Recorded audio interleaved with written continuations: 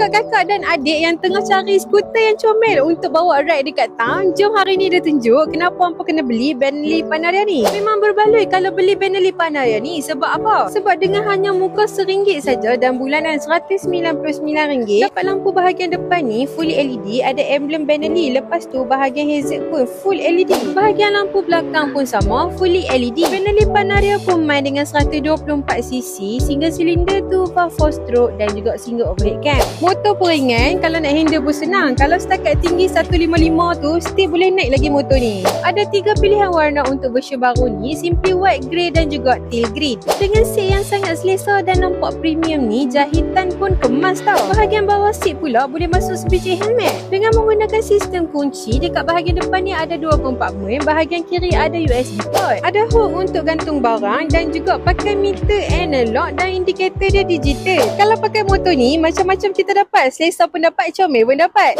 Nak dapatkan motor ni, tekan je beg biru tu. Dia akan bagi semua detail. Jangan lupa like, follow dan share tau. Nak tengok motor apa lagi, cuba komen kat bawah. Until next review, bye-bye. Assalamualaikum.